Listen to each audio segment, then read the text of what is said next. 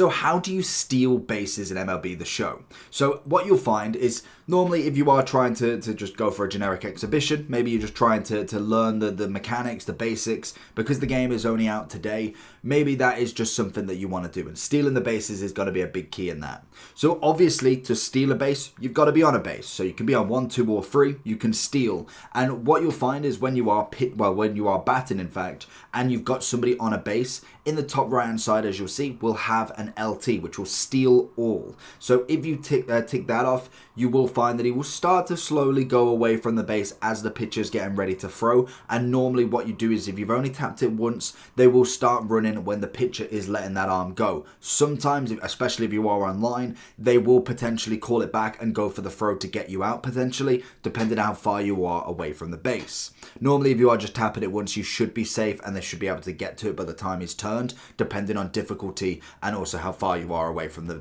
baseline.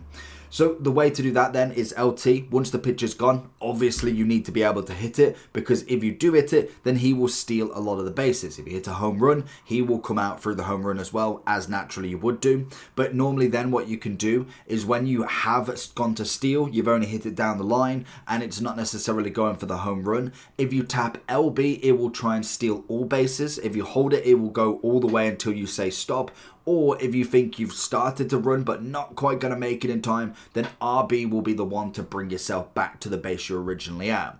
Obviously, if you're too far gone, then you've got to just kind of hit and hope, and you don't want to create a blockage if the other man, say if you've got 2 people running the base, is trying to come back as well. Maybe he's only just made it to first base. You've just unfortunately got to go, and one of them will take the hit. Normally, it'll be the one further. So, for instance, if you're going from 1 to 2, and then your batter is going from 0 to 1, you'll find that they will go for the 2-1 first, because obviously they don't want you going further around the pitch, because if they get rid of the 1, you've got somebody at 2 then at the minimum.